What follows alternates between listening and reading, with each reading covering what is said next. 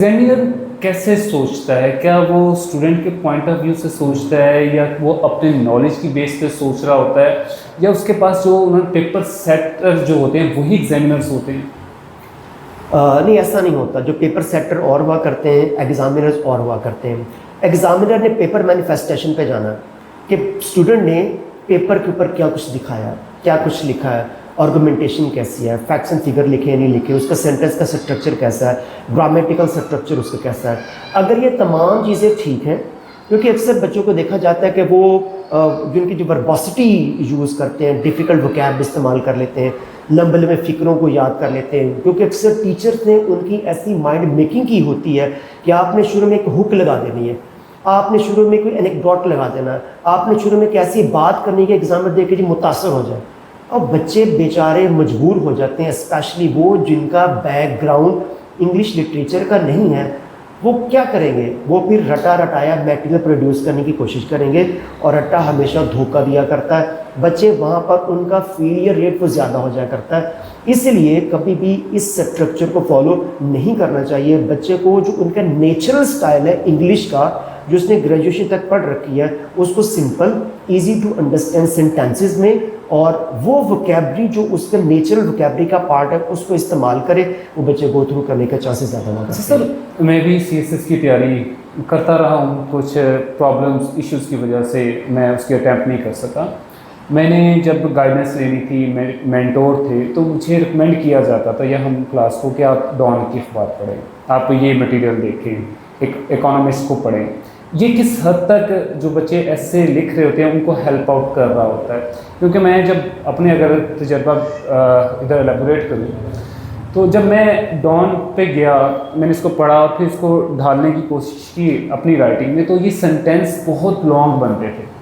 क्योंकि डॉन आपको long sentences की तरफ जाता है और लॉन्ग सेंटेंसेस एम्बिग्विटी की तरफ लेकर जाते हैं, और जिससे सेंटेंस में एरर आना, उसके स्ट्रक्चर में एरर आना, उसके फंक्शन में एरर आना, उसकी ग्रामेटिकल इश्यूज आना, ये एक जनरल सी चीज़ है। आप क्या रिकमेंड करते हैं? ये सिंपल सी बात है कि सबसे पहले तालिब इल्म ने जब क्रिएटिविटी पे जाना है, ऐसे राइटिंग पे जाना है, एक बहुत बड़ी चीज़ है ये। इसमें देखा ये जाता है कि जो हमने जो टॉपिक सेंटेंस है, थीसिस स्टेटमेंट होती है, वो आमतौर पर कंपाउंड या कंपाउंड कम्प्लेक्स सेंटेंस हुआ करता है। अब ये जो कंपाउंड सेंटेंस है, कंपाउंड कम्प्लेक्स सेंटेंस हमने बना लिया, हमें क्या बनाने आता है? इवन कंपाउंड कम्प्लेक्स सेंटेंस में या कंपाउंड सेंटेंस में या इवन सिंपल कम्प्लेक्स सेंटेंस के अंदर पंक्चुएशन मैटर करती है। इंग्लिश का टीचर पेपर चेक कर रहा है, उनको इन चीज़ों का पता है। अब सिंपल चीज़ देखें, सीएसएस का लेवल है, अगर इस लेवल पर भी जाके इंग्लिश चेक नहीं होनी तो फिर कब होनी है? तो पहली चीज़ हमारी इंग्लिश अच्छी होनी चाहिए। दूसरी चीज़ कि हमें पता होना चाहिए कि हमने, जैसे हम इंट्रोडक्शन का पैराग्राफ है, तकरीबन 250 वर्ड्स का हमें लिखना होता है, उसमें हमारी कोशिश होनी चाहिए कि हम सिंपल सेंटेंस इस्तेमाल करें। एक सेंटेंस लिखें, उसमें एक आइडिया लिखें, अगला सेंटेंस अगला आइडिया, अगला सेंटेंस, एक चेन चलानी चाहिए। बच्चे को पता ही नहीं है कि हमने जो सेंटेंस लिखना है, उस फिक्रा शुरू जो कर लेता है उससे फिक्रे की लाइन काबू नहीं आती, फिक्रा लंबा होता जाता है, जिसकी वजह से स्ट्रक्चर में एरर आना शुरू हो जाते हैं। तो इसलिए जब बच्चा लिखे, सबसे इम्पॉर्टेंट चीज़ होती है कि उसको इवैल्यूएशन करवाता है। सबसे इम्पॉर्टेंट चीज़ सीएसएस में इवैल्यूएशन है। जब तक वो अपनी लिखी चीज़ को इवैल्यूएट नहीं करवाएगा, फ़ायदा कोई नहीं। अब बात आ गई डॉन अखबार की। ये एक मिथ बनी हुई है कि डॉन अखबार पढ़े। डॉन से हमने दो चीज़ें लेनी होती हैं, क्योंकि जो बच्चे नए इस फील्ड में आते हैं, उन न्यू कमर्स के लिए डॉन अखबार कंपैरेटिव थोड़ी सी मुश्किल हुआ करती है, क्योंकि डॉन के सेंटेंसेस स्ट्रक्चर है वो डिफ़िकल्ट है, वो कैब उसकी डिफ़िकल्ट हुआ करती है, मैच्योर लैंग्वेज है, जो मैच्योर लैंग्वेज है। और दूसरा, उसमें थोड़ा सा जो कहते हैं जर्नलिस्टिक व्यू, वो ज़्यादा डोमिनेंट हुआ करता है। इसलिए बच्चा वहाँ सिर्फ आइडिया ले, कभी भी उनके स्ट्रक्चर को कॉपी करने की कोशिश मत करे, उनकी वोकैब को कॉपी करने की कोशिश मत करें।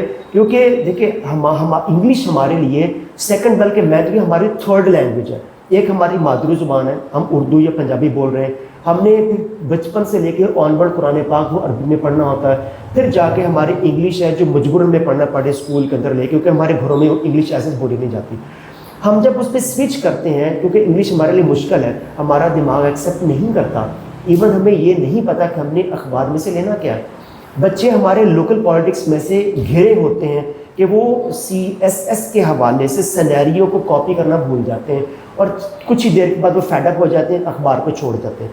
इसलिए बेहतर होता है कि बच्चे एक मेंटोर की गाइडलाइन लें, उससे पूछे कि हमने अखबार में से क्या पढ़ना है और उसको पढ़ने के बाद कितना लिखना है, इसके अंदर हमारी क्रिएटिव राइटिंग के अंदर एडवर्ब का कितना रोल है, एडजेक्टिव कितना रोल है, सिंपल सेंटेंस कैसे लिखने हैं, कंपाउंड सेंटेंस कब लिखने हैं, कब अवॉइड करना।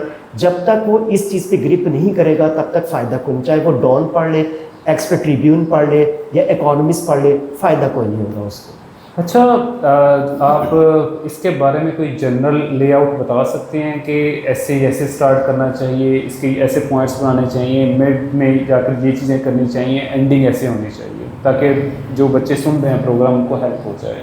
इसमें जो एक जनरल ब्रेकअप हमने बनाया होता है, सबसे पहले तो हमने ऐसे में टॉपिक ऊपर लिखा, उसके बाद सेफ ये रहता है कि आप शुरू में थीसिस स्टेटमेंट मत दें। अगर आप दिन जैसे स्पेशली आर्गुमेंटेटिव ऐसे वहाँ पे आप दे लें, लेकिन अगर आपको लग रहा है कि आप थीसिस स्टेटमेंट देंगे और आपसे वो नहीं टैकल हो पा रहे, या शायद आप गलत बना पा रहे हैं, नहीं बना पा रहे, सेफ आखिरी आप वहाँ पे थीसिस स्टेटमेंट मत दें, इंट्रोडक्शन की हेडिंग दें, लीजिए आप आउटलाइन बनाना शुरू कर दें। आउटलाइन में तकरीबन कह लें 5 या 6 मेन हेडिंग होती हैं, इंट्रोडक्शन की हेडिंग और जो कंक्लूजन है उसकी हेडिंग, ये आउटलाइन में काउंट नहीं होती। इन दो के अलावा आप कोशिश करें 5 या 6 मेन हेडिंग्स बनाएं। हर मेन हेडिंग की भी 3, 4 या 5 सब हेडिंग होनी चाहिए। यानी अगर आप देखें तो 2500 से 3000 वर्ड्स हमसे एक्सपेक्ट किए जा रहे होते हैं और लाजमी नहीं आप इतना लिखें। अगर आप 1500 से 1800 वर्ड का एक अच्छा फैक्ट बेस्ड आर्गुमेंटेटिव ऐसे लिख सकते हैं जो लॉजिकली बिल्कुल आपने सही प्रूव किया हुआ है, तो आप पास कर जाएंगे। इसलिए बेहतर होता है कि आप इस स्ट्रक्चर को फॉलो करें, मेन हेडिंग हो, सब हेडिंग हो, उन सब हेडिंग के बाद जो इंट्रोडक्टरी पैराग्राफ है उसमें कभी भी आपने कोई कोटेशन ऐड नहीं करनी, इंट्रोडक्टरी पैराग्राफ में फैक्ट्स एंड फिगर ऐड नहीं करने, उसको आपने एक ओवरऑल समरी होती है आपके पूरे ऐसे की, और जो कंक्लूजन पैराग्राफ वो करता है वो समरी है आपकी इंट्रोडक्शन के पैराग्राफ की। उसके बाद जो बॉडी पैराग्राफ बनते हैं वो आपकी मेन हेडिंग और सब हेडिंग बना करती है। CSS की इंग्लिश के कॉन्टेक्स्ट में रज़ी आब्दी एक बहुत बड़ा नाम है जी, मतलब पाकिस्तान में जितने भी ब्यूरोक्रेट्स हैं आधे से ज़्यादा उनके स्टूडेंट हैं। जी जी आप भी रज़ी आब्दी साहब के स्टूडेंट रहे हैं। जी जी। तो वो कैसे इंग्लिश एसे की तैयारी करवाते थे? कोई बेंचमार्क है जो वो स्टूडेंट्स को कहते थे कि इनको मीट करो, इन चीज़ों को मैं चेक करूँगा? मैंने रज़ी आब्दी साहब से मास्टर्स में MA इंग्लिश पार्ट 2 में ऐसे पढ़ा था और उसके बाद CSS के हवाले से उनसे मैंने गाइडलाइन ली थी। नो डाउट कि वो इस वक्त इंग्लिश के लिविंग लेजेंड्स में शामिल हैं, FPSC के पेपर सेटर भी रहे हैं वो।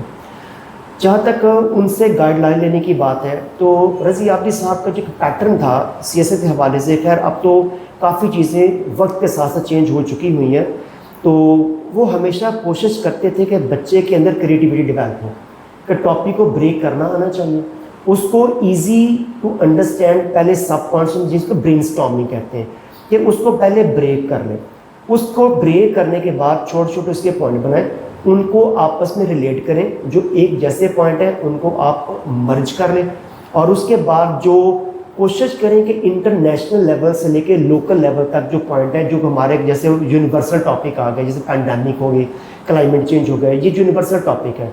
तो ये नज़रिया ये हुआ करता था कि ऐसे टॉपिक्स को आपने क्या करना है, इनको आपने इंटरनेशनल लेवल से उठाना है, डाउनवर्ड लेके आना है, यानी कि नैरो डाउन करते करते लोकल लेवल पे लेके आना है। उन हेडिंग्स को, सब हेडिंग को पहले लिखना है जो डायरेक्ट हिट करें, आपके मेन स्टांस पे हिट करें, ठीक है। तो वो सबसे most important to least important तक लेके आना है, ये बेसिक स्ट्रक्चर होता है, और मेरा ख्याल है ये सबसे अच्छी अप्रोच है ऐसे को अटेम्प्ट करने की। जी सर, आपने बहुत अच्छा गाइड किया। उम्मीद है जो स्टूडेंट्स ये प्रोग्राम देख रहे हैं उनको काफ़ी हेल्प होगी। इसी के साथ हम आपसे इजाज़त लेते हैं। अल्लाह हाफ़िज़। इसके साथ ही हम एक प्रेसी की एक और वीडियो भी बनाएंगे इंशाल्लाह ताला, जिसके अंदर ये गाइड किया जाएगा कि प्रेसी के पेपर को अटेम्प्ट कैसे करना है और कौन से क्वेश्चन का सीक्वेंस क्या होना चाहिए, क्योंकि जो जनरल ट्रेंड चला हुआ ना कि प्रेसी को इस अंदाज में करना, जो मेरा मेथड है वो प्रेसी का बिल्कुल उलट है। मैक्सिमम आधे घंटे में प्रेसी और कॉम्पिटिशन जो कंप्रीहेंशन क्वेश्चन उसको अटेम्प्ट किया जा सकता है। तो इंशाल्लाह दोबारा इस प्लेटफॉर्म हाजिर होंगे। बहुत शुक्रिया। अल्लाह हाफ़िज़।